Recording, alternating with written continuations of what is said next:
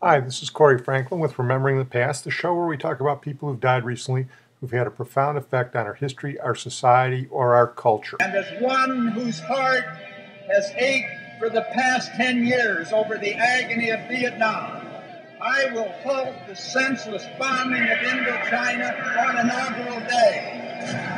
Well, that was Senator George McGovern from South Dakota, the Democratic presidential candidate in 1972, making the end of U.S. involvement in Vietnam the centerpiece of his campaign in his nomination acceptance speech. Senator McGovern died recently at the age of 90, and here's an ABC report on his career. George McGovern was the first senator to oppose the Vietnam War, calling it a policy of moral debacle and political defeat.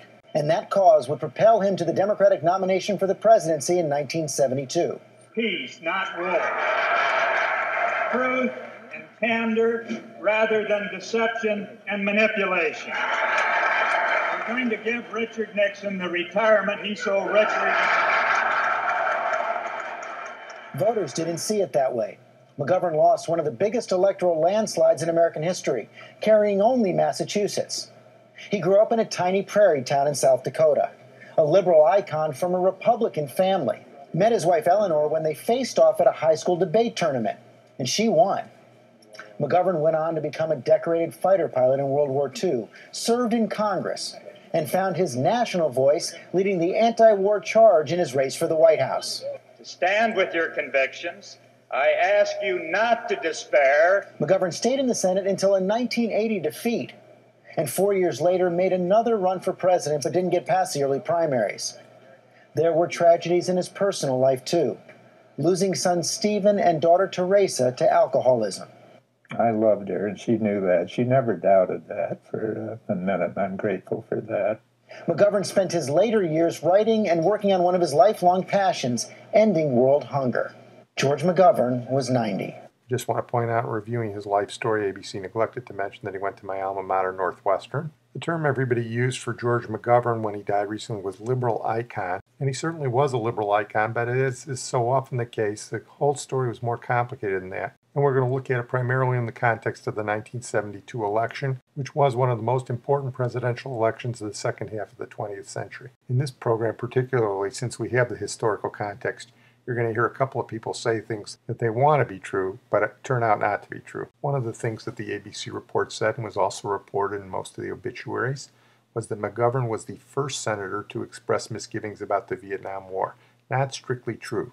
McGovern might have said something in the early 60s about it, but he was one of the senators who voted for the Gulf of Tonkin resolution that authorized American escalation of the war. So it took McGovern, like many people in the mid-60s, several years to publicly come out against the Vietnam War. Actually, the first senator who went public about the Vietnam War being a bad idea was Wayne Morse, who voted against the Gulf of Tonkin resolution. 1968 was a crucible year for America in Vietnam and for the Democratic Party.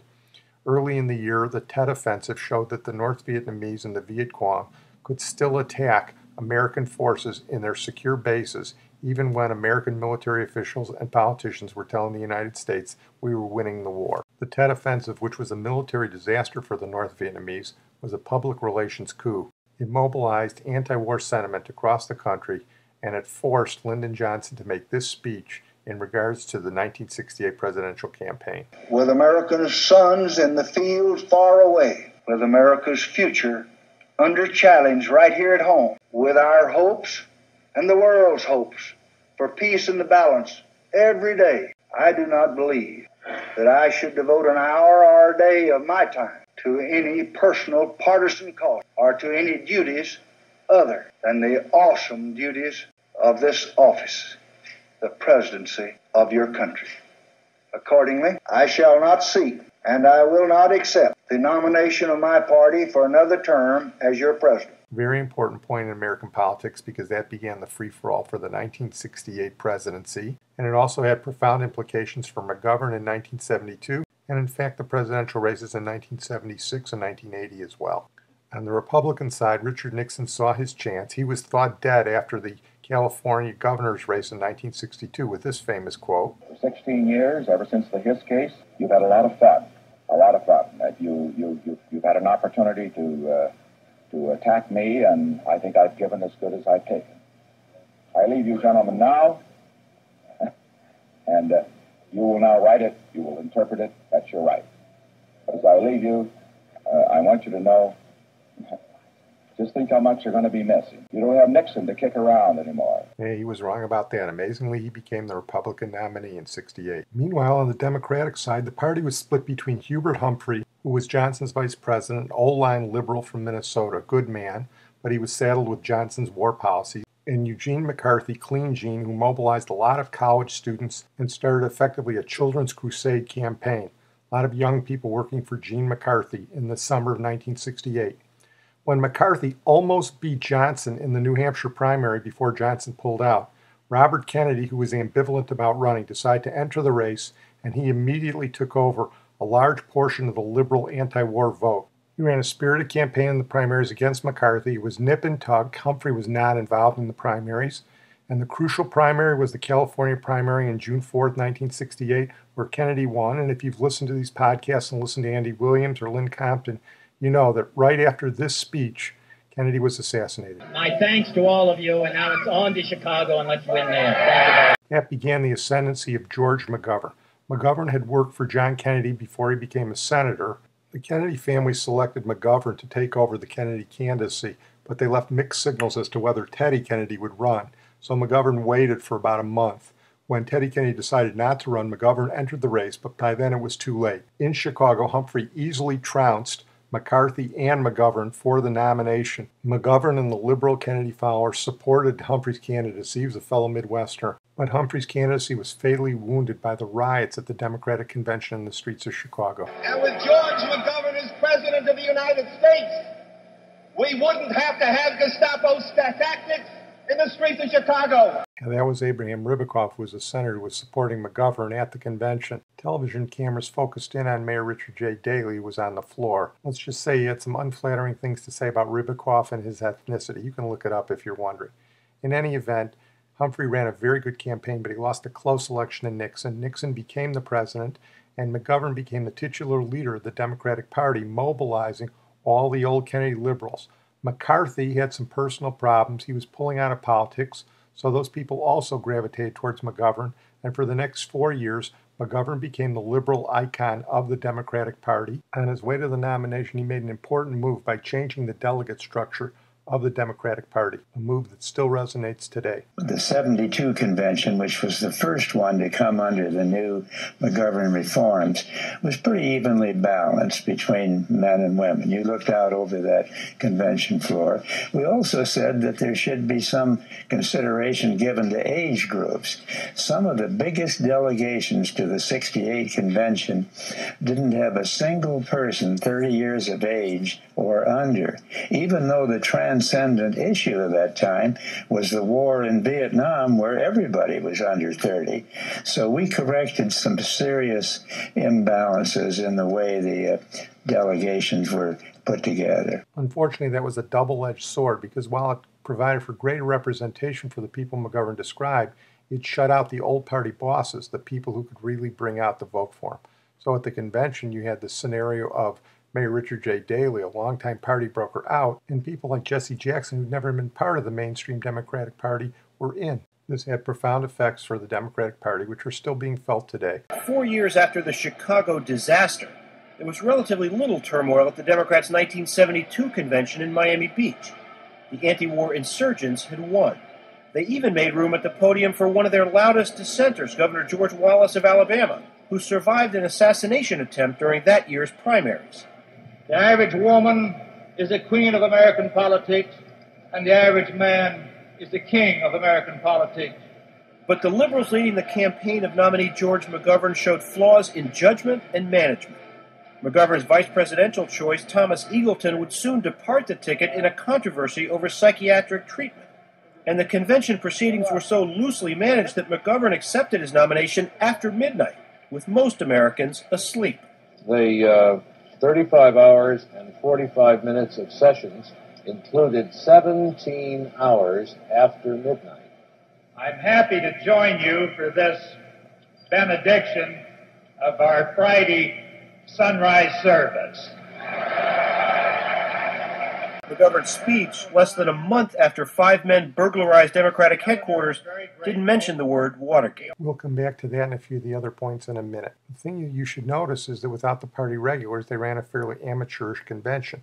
McGovern speaking after midnight and joking about it. Even though the war was still going on, Nixon was fairly popular, and to win, the Democrats would have had to run a very highly professional campaign, which they didn't do. As McGovern said later on, ever since I was young, I wanted to run for the presidency in the worst possible way, and I did. Here are a couple of his television commercials, and you can see they're not really effective. Here's a man going into a voting booth. Either way, it won't be a disaster. What am I looking for? I mean, so I'll vote for Nixon. Why rock the boat? I'm not crazy. I never was. I gotta decide, though. I gotta make up my mind. I'm not crazy about McGovern. I don't have that much time. I can't keep people waiting. The fellas that voted Nixon, they expect me to vote for him, too. Me vote for Nixon. Father rolled over in his grave. The fellas say they are. Maybe they're not. Crime. I don't feel safe. Ice is up.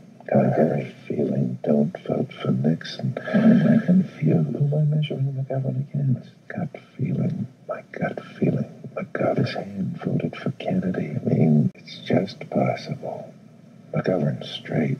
Maybe he can. That's the way. Yeah, you're not going to win too many elections like that. Here's another one. This is about the government.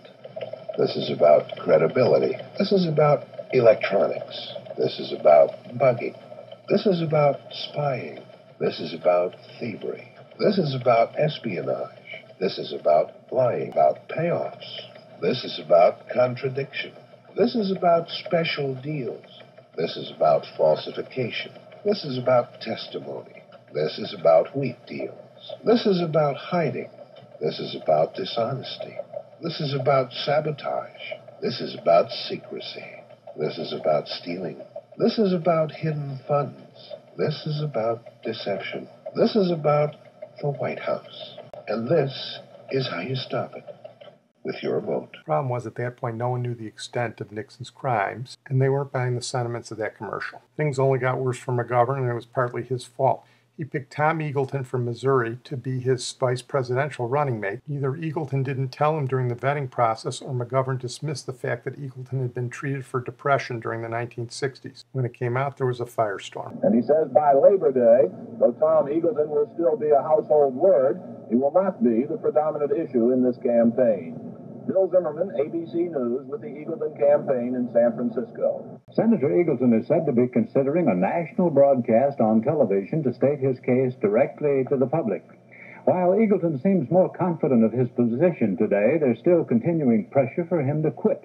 The New York Times called on him to step down, saying he was, quote, grievously at fault for not telling Senator McGovern in advance about his medical history.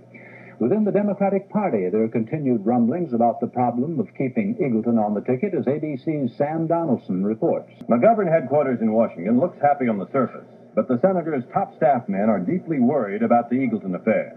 They are hearing privately from many old-line Democrats that Eagleton should be replaced. McGovern doubled down by saying he was behind Eagleton 1,000%, famous last words, and Eagleton tried to tough it out. The ironic thing is here he's defending himself against drunken driving charges by columnist Jack Anderson that weren't even true. I'm not leaning, tilting, inclined toward bowing out. Quite to the contrary. I am about as determined as one human being can be determined that I'm going to stay in this race.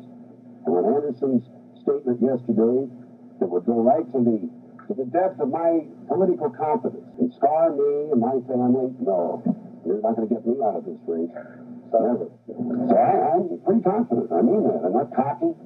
I'm not arrogant, but I'm confident that the public's with me and they're going to stay with me. And I'm going to stay with them. Some more words that didn't work out the way the speaker thought. Then the death knell. We're a very sophisticated country, thank God. And we're not going to let a Jack Anderson or somebody else drive politicians who've devoted their entire life to public service to drive them out of office. I'm not quitting. I'm not getting out. We're going to win this election, and I'm going to be the next vice president of the United States. If Homer Simpson was around then, you would have heard a dope right there. McGovern cut him loose right after that and selected our Sergeant Schreiber, who we've done on this podcast, by the way. I refer you back to that. After that, McGovern got his message down, but it didn't seem to help. From military spending so wasteful that it weakens our nation, come home, America. Come home to the belief that we can seek a newer world. And put this one in that hopper of stuff that people thought was true when they said it, but turned out not to be. Never again will we send the precious young blood of this country to die trying to prop up a corrupt military dictatorship abroad. Right. During the campaign, Robert Novak also wrote a well-publicized article about him that made him known as the candidate of amnesty, abortion, and acid, and you can imagine how well that went over with Middle America. So not surprisingly, on Election Day 1972, Richard Nixon won 49 states, and George McGovern won Massachusetts. But here among my friends in South Dakota, where this campaign began almost 22 months ago,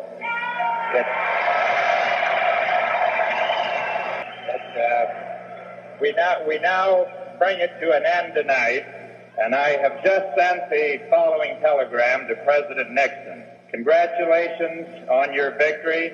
I hope that in the next 4 years you will lead us to a time of peace abroad and justice at home. You have my full support in such efforts. With best wishes to you and your gracious wife, Pat. Sincerely, George McGovern. No commentary there. Here's Nixon's victory speech. Good evening, my fellow Americans. Before going over to the Shoreham Hotel to address the victory celebration, which is in process there, I wanted to take a moment to say a word to all of you in this very personal way, speaking from the Oval Office. I first want to express my deep appreciation to every one of you, the millions of you who gave me your support in the election today. And I want to express my respect for millions of others who gave their support to Senator McGovern. I know that after a campaign, when one loses, he can feel very, very low, and his supporters as well may feel that way.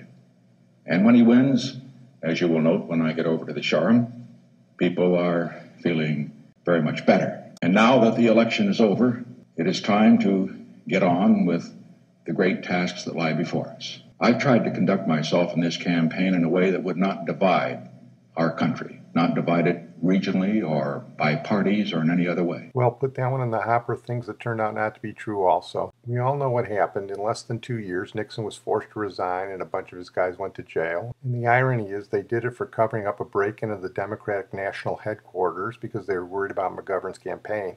And hey, there was no way that McGovern was going to win that election. As you could tell from his concession speech, McGovern remained a decent, honorable man throughout his life. In fact, some people said he was too decent to become president, and that's something he bristled a little bit over. I think that's a lot of nonsense, this charge that I was too decent and too nice a guy to be president. We've had too much indecency. That was the high point of McGovern's political life. He did run for president again in 1984, but he didn't get very far. He basically turned over the liberal torch to newer, younger politicians such as the Clintons and Mario Cuomo.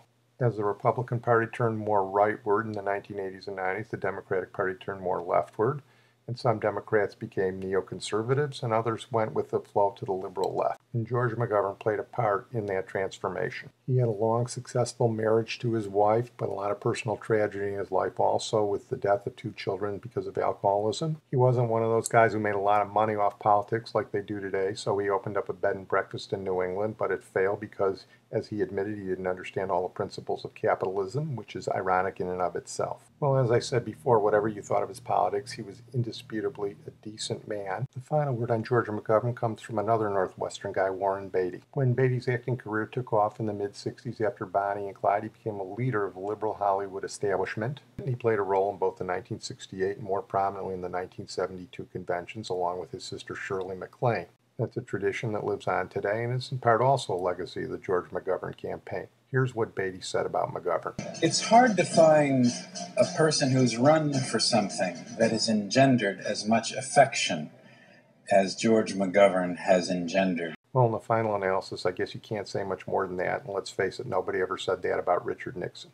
I'm going to close on that note. I want to thank my producer, Sid Tepps. Our closing song is the Song of the Times that George McGovern lived in. Song of the Year in 1971, written by Paul Simon and sung here by him. It embodies the spirit of George McGovern. I'm on your side when times get rough and friends just can't be found.